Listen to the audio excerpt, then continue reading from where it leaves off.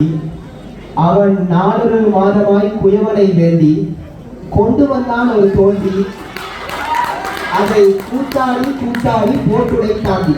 இன்னும் எத்தனை தோண்டிகளை போட்டுடைத்தாலும் இவர்கள் திருந்த மாட்டார்கள். முதலாவதாக ஒரு விடயம் நானும் பார்க்கிறேன். வந்ததிலிருந்து இவர்களுக்கும் அரசியல்வாதிகளுக்கும் என்ன தொடர்போ தெரியவில்லை. கரை வேட்டிகளுக்கு பொடி பிடித்துக் கொண்டே இருக்கிறார்கள். வந்ததிலிருந்து இவர்களை போன்ற ஆட்களினால் தான் கரை வேட்டிகள் இன்று வரை கரை முடிந்தவர்களாக இருந்து கொண்டிருக்கின்றார்கள்.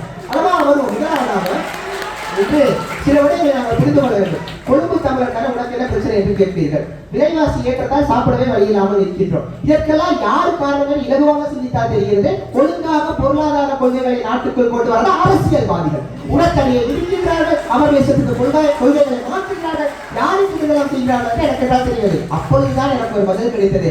அரசியல்வாதிக்கு இருக்கும் அளவு கடந்த அதிகாரம் தான் அவர்களை இதை செய்ய வைக்கின்றனர். முதலாவதாக பாருங்கள், இன்று அழகாக இவருடைய கோணத்திற்கு வரும். மக்களின் அன்றாட இடர்களும் அதனுடன் நெருக்கமாக இருக்கும் அரசு ஊழியர்களும் என்றார்கள். மதிப்புமிக்கவர்களே, நெருக்கமாக இருந்து 500 ரூபாய் கொள்ளையடிக்கும் அரச ஊழியர்களை நீங்கள் பார்க்கிறீர்கள். அந்த ஒட்டுமொத்த 500 ரூபாயிலும் 50% கமிஷன் வாங்கும் அரசியல்வாதிகளை நான் பார்க்கிறேன். இதை யார் பெரிய குற்றவாளி என்று நீங்கள் சொல்லுங்கள். இதுதான் இன்றைய வாதம். தனித்தளவாக கூறிவிட்டது. 2 பேருமே திருடர்கள் தான். இந்த 2 திருடர்களில் யார் தெளிவான திருடர்கள் என்பதுதான் இன்றைய வாதம். இலகுவாக புரிந்துவிட்டது. யார் அதிகமாக கொள்ளையடிக்கிறது? அரசியல்வாதிகள். கூறுகிறார்கள் அரசியல்வாதிகளுக்கு 5 வருடம், அதிகாரிகளுக்கு 50 வருடம் என்று. எனக்கு ஒரு விடயம் புரியவில்லை. இலங்கை நாட்டிலே நடந்த தேர்தல், ஜனாதிபதி தேர்தல் 3ஐயும் எடுத்து பார்த்தோமேனால், முதல் வருடம் ஒருவர் வந்தார், அவரை அடித்து விரட்டினீர்கள், 5 வருட இடைவெளி. அடுத்த வருடம் அவரது குடும்பத்தில் இருந்து இன்னொரு வருடம் வந்தார், அவரை அடித்து விரட்டினீர்கள், இன்னொரு வருடம். இன்னும் என்ன மாற்றம் உங்களுக்கு?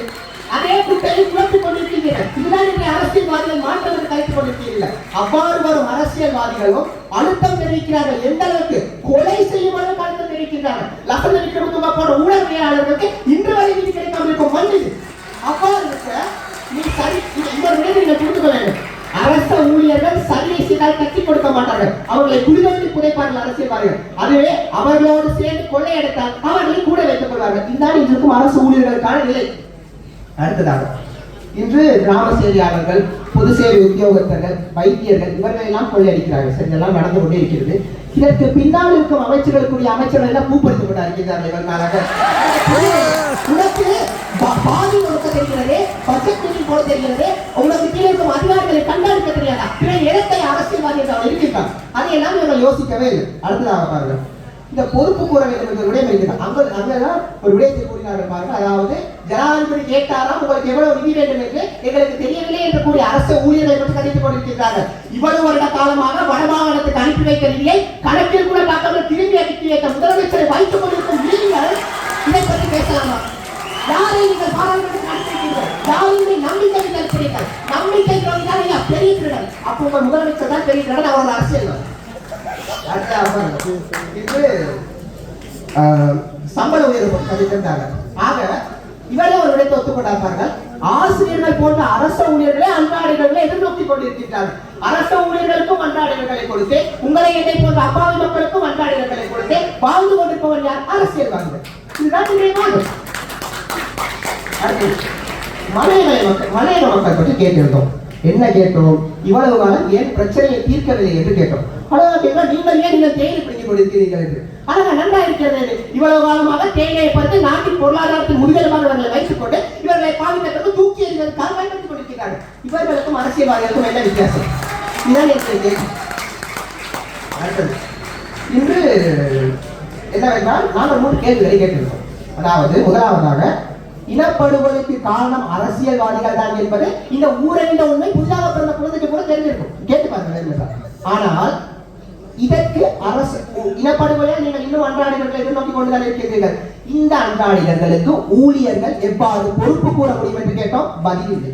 இரண்டாவதாக, மேச்சத்தரை பிரச்சனைக்கு காரணம் அது உரிமை சார் பிரச்சனை. எதை அரசியல் செய்பவர்கள் அரசியல்வாதிகள், அவர்களுக்கு நாட்டில் சமத்துவம் நிலவக்கூடாது என்று கேட்டிருந்தோம். இதனை கூறியவர் முன்னாள் துணைவேந்தர் ஜெயசிங்கம் என்று கூறியும் அதற்கு உங்களுடைய கருத்து அளிக்கணும். அதற்கும் பதிலே. சரி, 2 கேள்விக்கு பதிலே. இப்போது கேட்க போகும் கேள்விக்கும் பதிலே. அதையும் கேட்டு செல்கிறேன். ஹியூமன் ரைட்ஸ் வாட்ச் என்ற நிறுவனத்திலிருந்து துணை ஆசிய ஆலோசகர் கூறுகிறார்கள் மீனாட்சி கவுரி என்பவர். அதாவது, இந்த மேச்சத்தரை பிரச்சனை இருக்கிறது. இந்த மேச்சத்தரை பிரச்சனையிலே அரசியல்வாதி இவ்வாறு செய்து கொண்டிருக்காங்க என்று கூறுகிறார். உள்நாட்டிலே பாதுகாப்பு பொறிமுறைகளை வைத்திருக்கிறார்கள், இவர்கள் எதற்கதை வைத்திருக்கிறார்கள் தெரியுமா என்று கூறுகிறார். பாருங்கள், அப்பாவி மக்களை பயமுறுத்துவதற்கும் சிறுபான்மையினத்தின் மீது குற்றச்சாட்டுகளை சுமத்துவதற்காக மாத்திரம் தான் வைத்திருக்கிறார்கள் என்று ஹியூமன் ரைட்ஸ் வச்சுத்துறை ஆட்சி அவசரம் கூறிவிட்டார். அவருடைய வாதத்தை எடுத்து பார்க்க போகிறீர்களா, இவர்களுடைய வாதத்தை எடுத்து பார்க்க போகிறீர்களா என்பதை நீங்களே முடிவு செய்து கொள்ளுங்கள். ஆக என்னுடைய அரசியல்வாதிகளை கூட ஒரு சிறிய மீட்டரை எடுத்து வந்தோமே. ஆனால் முதலாவதாக ஐநா சபையானது உங்கள் பிரச்சனையை பார்வையிடுகிறது 2 கடிதம் அனுப்பியவர்கள் நாங்கள். சர்வதேச விசாரணை முடிந்துவிட்டது என்று பரவலாக அறிவித்த அரசியல்வாதியை வைத்திருப்பவர்கள் நாங்கள். இறுதியாகத்தான் வந்தார் விநாயக் மகாதேவ் என்பதை போல சமூக வலைதளங்களில் புள்ளாவுடன் நோக்கியிருக்கிறார்கள். அதாவது நம்ம எம்பியா சிவனை நிற்குமா என்று கேட்கிறார். அதாவது நீங்கள் பாராளுமன்ற உறுப்பினர் என்ற பதவியை எதற்கு பயன்படுத்துகிறீர்கள்? போலீசாரிடம் மாட்டாமல் தப்பித்துக் கொள்ளத்தான் பயன்படுத்திக் கொண்டிருக்கிறீர்கள். இதான் இந்த அரசியல்வாதிகள் உள்ளது. இதைத்தான் கூறிக்கொண்டிருக்கிறீர்கள். புரிந்து கொள்ள வேண்டும். அர்ஜுனா அம்பை வாங்கி வந்தால் பிரச்சனை இல்லை, அம்பை எல்லாம் எங்களுக்கு வாங்கி கொண்டிருக்கிறார்.